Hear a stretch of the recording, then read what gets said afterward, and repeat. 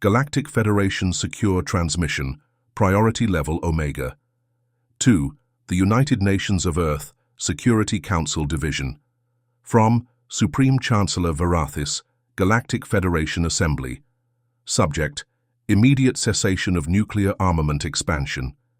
Humans of Earth, you have been summoned to answer for your continued use of nuclear weaponry. This message is neither a request nor a suggestion. It is an official declaration of concern from the Galactic Federation.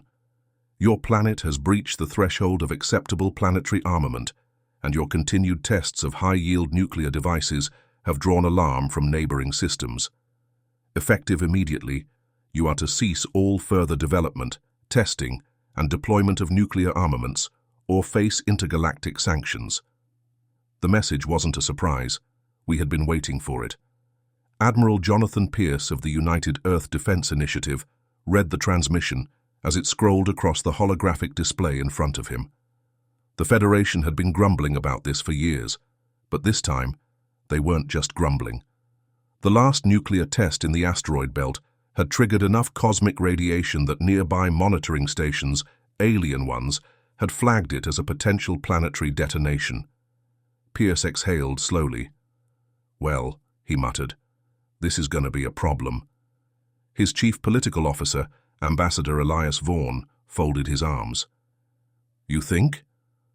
Vaughn's graying temples and deep-set eyes made him look perpetually exhausted, but today he had the expression of a man who just realized he had to babysit a thermonuclear toddler in front of an intergalactic courtroom. "We've been poking the hornet's nest for too long. They're done tolerating us." Across the holographic conference table, President Angela Carter of the United Nations of Earth pinched the bridge of her nose. "Tell me, Admiral, what's our actual position here? How many of these unauthorized nuclear experiments are still active?" Pierce hesitated. "Officially." Carter's stare could have frozen the sun. "I asked for actual numbers." 17 active projects. Pierce cleared his throat. 2 of them may be classified as planetary destabilization trials. Vaughn's sigh could have been measured in atmospheric pressure shifts. "Jesus Christ, Admiral." The holographic transmission continued scrolling. "Failure to comply with this directive will force the Federation to take actions to neutralize your nuclear capacity. This is your final warning. You have 1 planetary rotation to respond." Carter looked at the table, her fingers tapping lightly against the surface. "So they're giving us 24 hours to stand down, or they do what? Sanctions? Blockade Earth?" Vaughn shook his head. "No.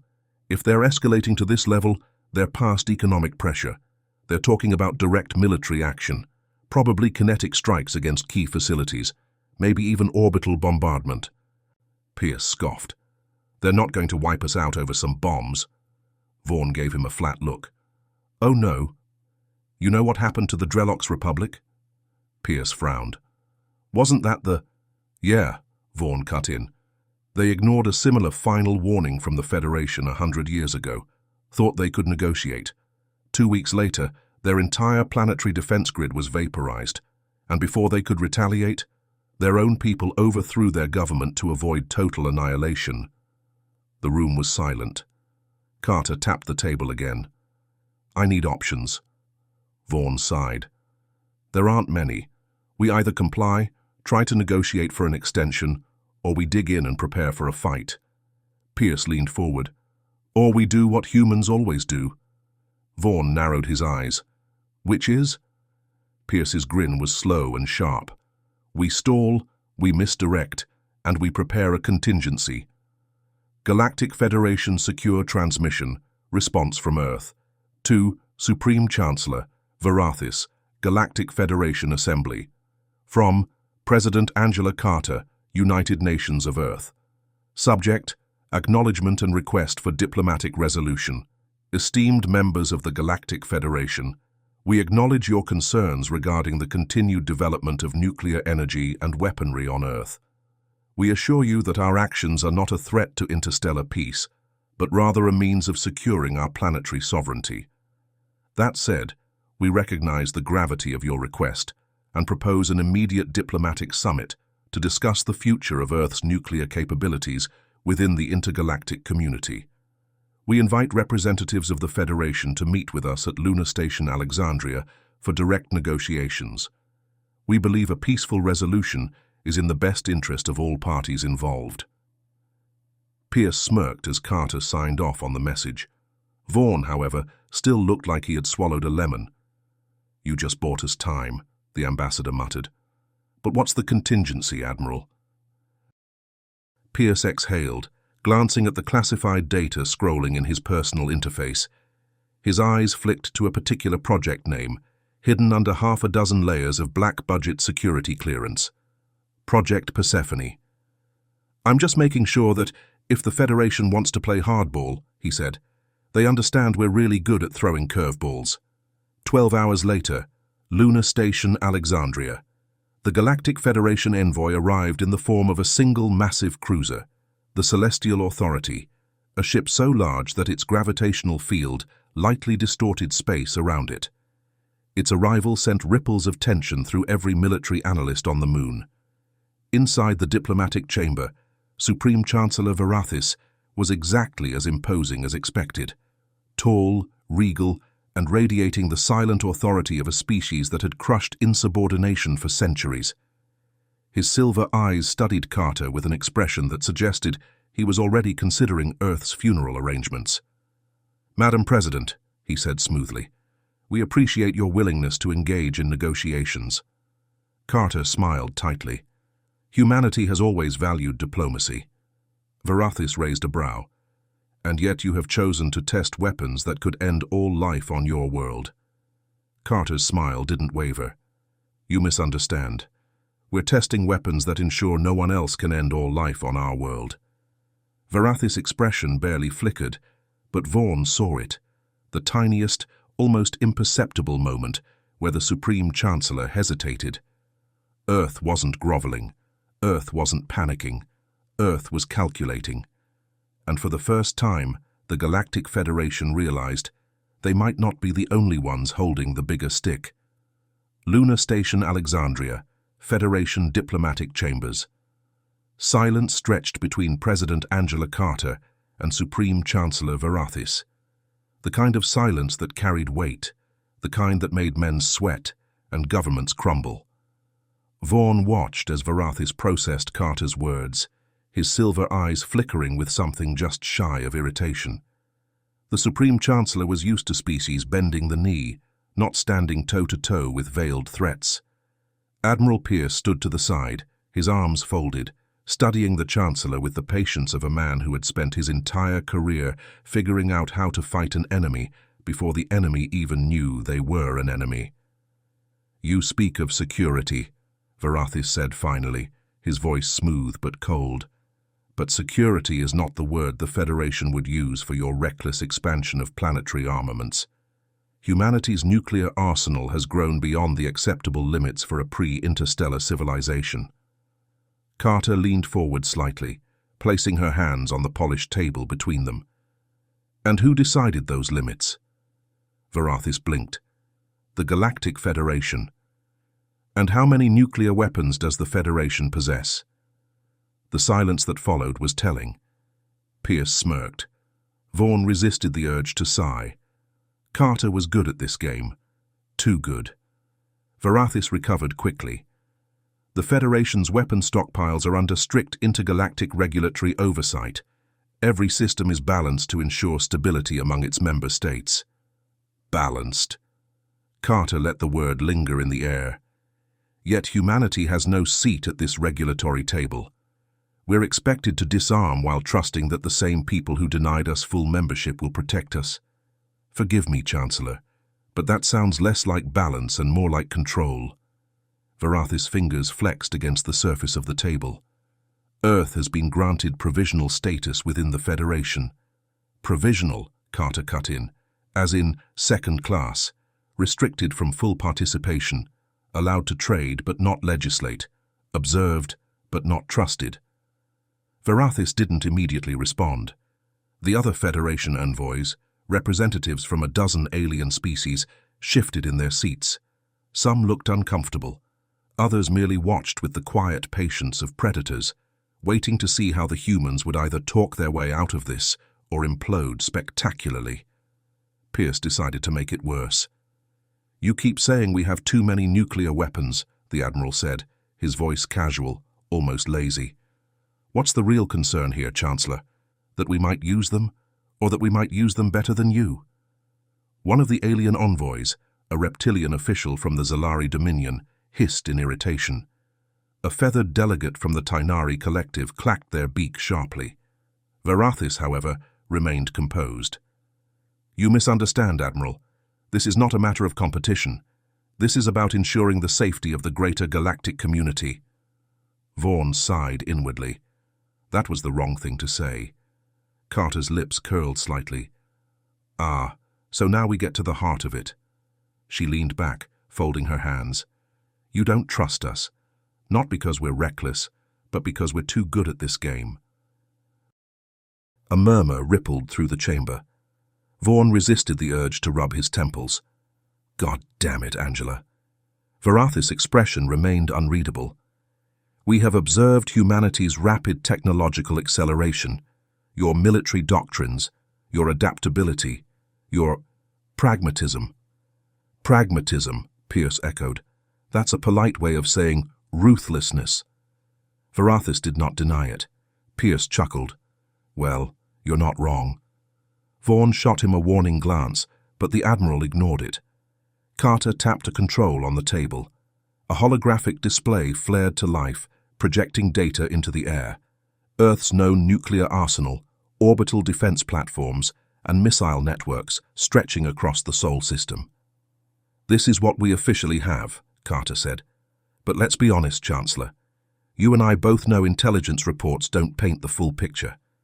If we wanted to build something off the books, do you really think you'd know about it?" Varathis' jaw tightened just slightly. Carter smiled. "That's what's really bothering you, isn't it? You're afraid of the unknowns. Humanity's always been a wild card.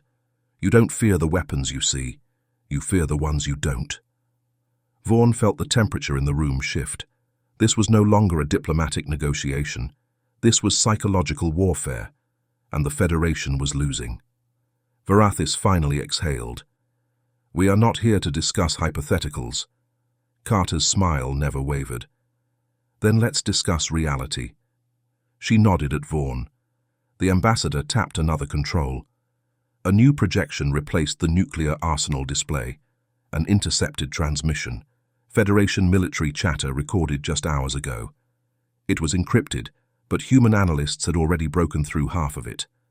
The words, "orbital strike contingency," were clearly visible. The Federation envoy stiffened. Vaughn folded his arms. "So, you're not just here to talk. You're already considering a preemptive strike." Varathis remained perfectly still. "Where did you get this?" "Not the response I was hoping for, Chancellor," Carter said smoothly, "but I appreciate the confirmation." For the first time since the meeting started, Varathis looked unsettled. Pierce smirked. "Here's the thing. If you strike first, you'd better finish the job, because if you leave even one of us alive, we will rebuild, and we will remember." Vaughn cleared his throat. "What my colleague is trying to say is that a military intervention would be unwise." Varathis' eyes flicked between them, weighing, calculating. Then finally, he straightened. "This meeting is adjourned," he said. "We will reconvene once the Assembly has reviewed your—" A new alert flashed across every console in the room. "Emergency transmission. Origin unknown impact event detected. Earth's stratosphere confirmed. Unauthorized detonation. Non-human origin." Every head snapped toward the display as real-time footage appeared. An object, burning through Earth's atmosphere, moving fast. Pierce's stomach dropped. "That's not one of ours." Varathis' voice was cold steel. "Nor is it Federation." Vaughn stared at the screen.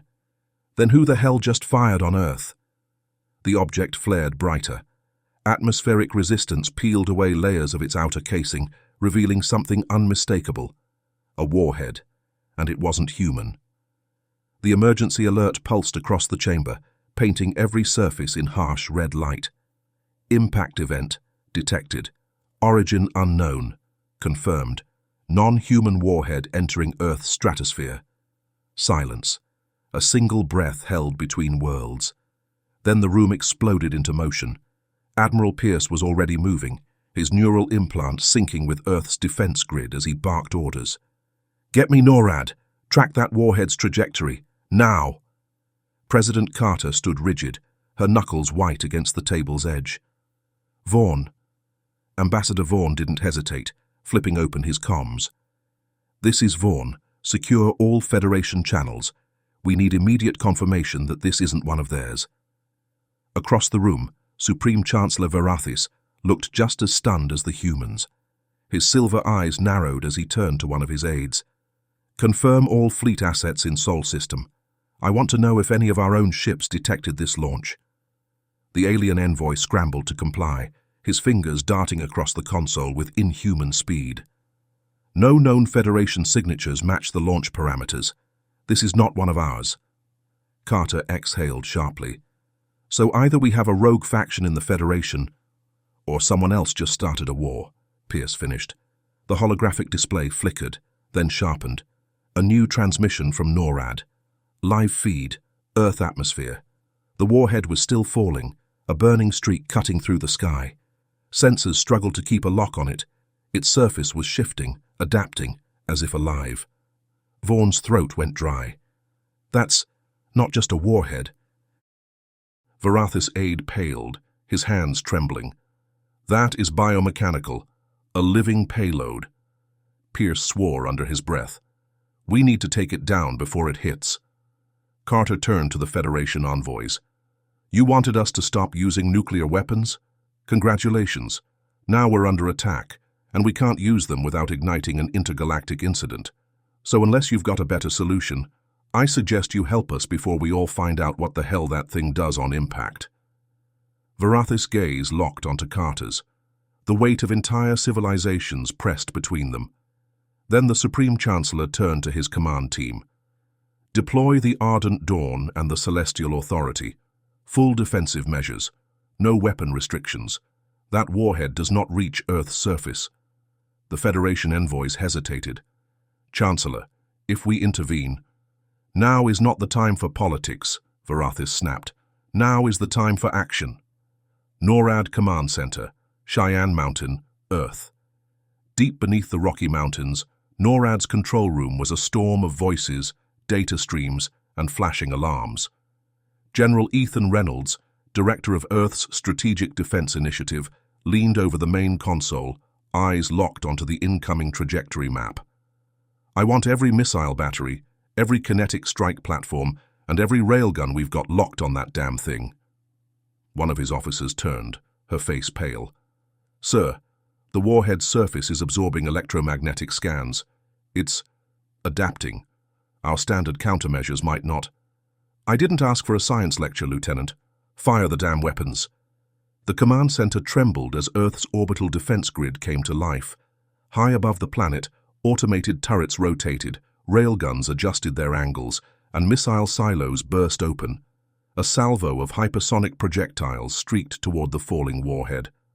On every screen, countdowns ticked toward 0. Captain Zavaris of the Federation fleet watched the engagement unfold with grim efficiency. His ship's advanced sensors painted a brutal picture. Every human missile was being systematically countered mid-flight. The warhead wasn't just falling, it was learning. His comms officer's voice cracked with alarm. "Sir, the payload is altering its descent pattern. Intelligent course correction," Zavaris swore. "Target it with everything we have." The Ardent Dawn's energy cannons lit up, blue-white beams carving through the darkness. For a moment, it seemed like the combined firepower of Earth and the Federation would be enough. Then the warhead shifted. A shimmer ran across its surface, like liquid metal adjusting to an unseen command. It divided, splitting into 3 smaller projectiles. The Federation bridge crew froze. Zavaris's voice was a whisper. "By the stars. Lunar Station Alexandria, diplomatic chambers." The room was deathly silent as the sensors updated. 3 warheads now, 3 impact points, 3 targets. Carter's blood ran cold. Where are they going? Pierce's neural display flickered, updating trajectories. His jaw tightened. Washington, Moscow, Beijing. A cold realization settled over the chamber. This wasn't random. It was a message. Carter straightened. Vaughn, open a system-wide transmission. The ambassador hesitated. To who? To whoever just did this. Vaughn tapped the controls. Across the system, Earth's emergency frequencies broadcast one unified message. This is President Angela Carter of the United Nations of Earth. We have identified your attack. We have identified your targets.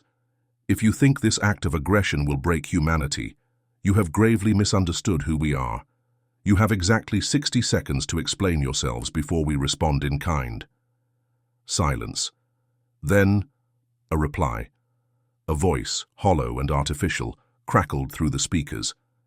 Your species has been deemed problematic. Containment measures are necessary. Vaughn's breath hitched. Containment? Carter's pulse pounded. Who are you? The voice paused. Then, we are the ones who cleanse. Every screen in the chamber flickered. New data poured in, fragments of intercepted transmissions, bursts of ancient code. One name repeated over and over. The Silencers. Pierce's fists clenched. Well, that sounds bad. Varathis exhaled sharply. The Silencers are extinction-level enforcers, automated systems. No one controls them. Carter's eyes darkened. Then we kill them. The countdown continued. T-minus 10 seconds until impact. The warheads streaked through the atmosphere, 3 burning lances of destruction descending toward Earth's capital cities. In Lunar Station Alexandria, the diplomatic chamber was chaos. The Federation envoys barked frantic orders into their comms, while Earth's military brass prepared for the worst. Supreme Chancellor Varathis stood rigid, his silver eyes locked on the countdown timer. President Carter didn't hesitate. Admiral Pierce, Project Persephone, is it online? Pierce exhaled through his nose. It's live, but if we activate it now... We don't have a choice, Carter snapped. Do it. Pierce sent the authorization through his neural link. Below, deep within Earth's defensive network, an emergency override kicked in. Project Persephone, Earth's last line of defense location, UN Black Site, Antarctica. Buried beneath miles of ice, in a facility that officially didn't exist, a cluster of experimental defense platforms came to life. Status: Code Black, engaging interceptors. From silos hidden beneath Antarctica's frozen surface, 6 projectiles erupted. These weren't standard missiles. They were Earth's last gamble. Hypersonic drones equipped with experimental gravimetric disruption fields, weapons that had never been tested in real combat. The drones ignited, streaking toward their targets at Mach 30. T-minus 5 seconds until impact. Washington, Moscow, Beijing. Each warhead burned through the sky, their biomechanical shells shifting, adapting. And then Persephone hit them. The gravimetric warheads detonated just before contact, unleashing a violent, unpredictable spatial distortion. To the naked eye, it looked as if reality itself folded. The warheads twisted mid-air, their trajectories violently ripped apart. The biomechanical systems inside them screamed. Shrieking bursts of alien code filled every frequency. Then, disintegration. The warheads shredded apart, their fragments burning into nothing before reaching the surface. NORAD Command, Cheyenne Mountain. Silence. The entire control room stared at the sensors. One of the operators let out a breath like she'd just surfaced from drowning. Impact. Averted. General Reynolds ran a shaking hand down his face. Jesus Christ. Then a new alarm blared. Warning, new anomaly detected. The room collectively tensed. What now? Reynolds growled. The operator turned, pale. Sir, something just arrived in the system. Lunar Station Alexandria, diplomatic chambers. Every screen flickered with fresh data. A new object had appeared on the far side of Jupiter's orbit. Massive, silent, not Federation, not human. Supreme Chancellor Varathis inhaled sharply. That's a silencer dreadnought. Vaughn's stomach twisted. Define dreadnought. Varathis turned, his expression grim. They are automated weapons platforms, self-replicating. They do not negotiate. They do not retreat. If that ship is here, it means the silencers are preparing to purge this system. A cold pit formed in Carter's stomach. And how do we stop it? She asked. Varathis was silent for a long moment. Then he looked at her. You don't. Jupiter orbit, the silencer. Dreadnought. It had no name, no insignia, no crew. A machine, vast and ancient, built for one purpose. Directive, isolate hostile species. Directive, execute containment protocols. It scanned the system, analyzed Earth's defenses. Then it began charging its primary weapon, a stellar disintegration array, designed to reduce an entire planet to dust in a single strike. Time until full charge, 15 minutes. Lunar Station Alexandria, War Council. The room was a storm of voices. They're going to glass Earth. We need to evacuate. There's no time. Carter slammed her palm on the table. Enough. The room went still. She turned to Varathis. You said no one's ever stopped them. Fine. But have they ever fought us? The Supreme Chancellor studied her, then exhaled. I suspect we are about to find out. She turned to Pierce. What do we have that can hit it? The Admiral grimaced. Nothing that can break its shielding outright. It's got some kind of subspace buffer. Any conventional attack will get absorbed. Vaughn frowned. Then we need unconventional. Carter was quiet for a moment. Then she looked at the display. At Earth. At its orbital defenses. At its nuclear stockpiles. Her voice was calm. You wanted us to stop using nukes. The entire room turned to her. She smiled coldly. Let's show you what happens when we don't. Pierce was already barking orders. Unshackle the warheads. I want every nuclear payload armed and on standby. Varathis tensed. That thing will absorb conventional attacks. Who said anything about conventional? Pierce shot back. We're not just firing nukes at it. We're rigging them for direct fusion destabilization. Varathis' eyes widened. You intend to detonate them inside the silencer? Damn right, Pierce growled. Vaughn blinked. How the hell do we even get them inside? Carter exhaled. We send a ship. The room fell silent. Varathis studied her. A suicide run. Carter didn't blink. A necessary one. Pierce grimaced. I'll do it. Vaughn's breath hitched. John, Pierce smirked. Hey, if I'm going out, might as well do it my way. Carter turned to Varathis. Well, are you just going to watch, or are you going to help? The Supreme Chancellor was silent for a moment. Then he turned to his officers. All Federation ships, support the human fleet. Jupiter orbit, the final gambit.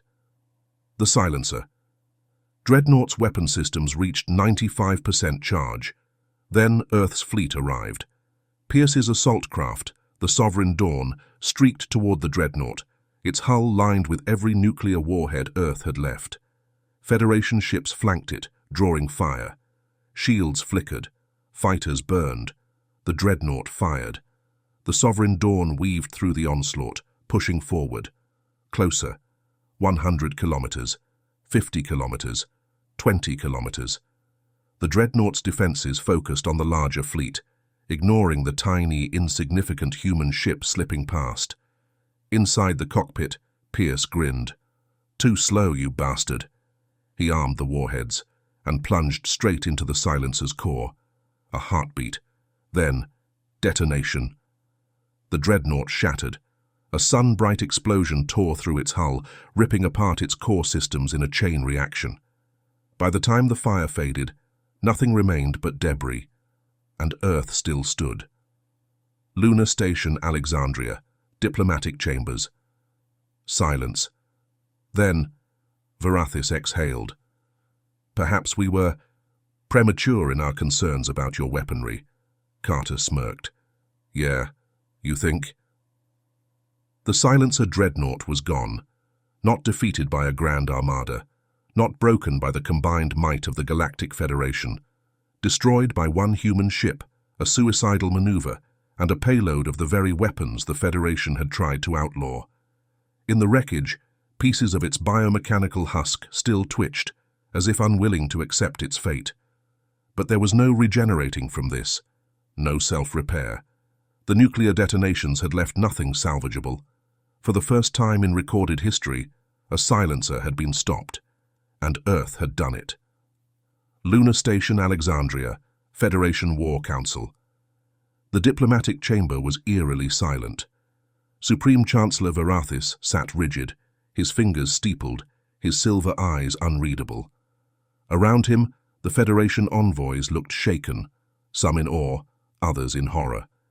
Humanity had just broken every galactic assumption about them in a single act of defiance.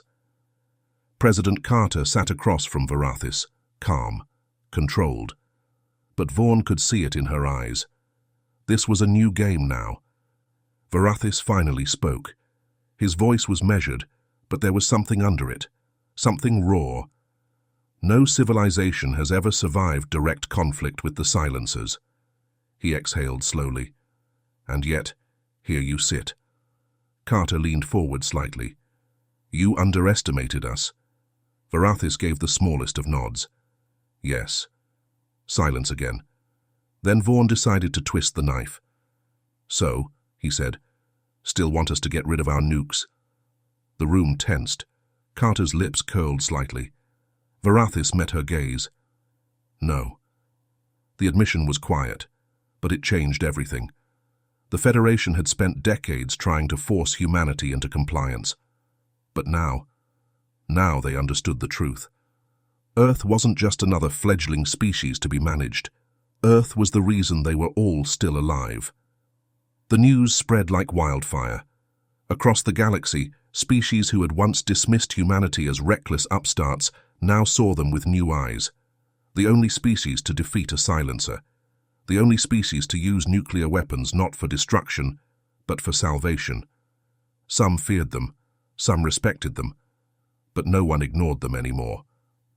1 week later, Earth. The skies above Earth were clearer than they had been in years.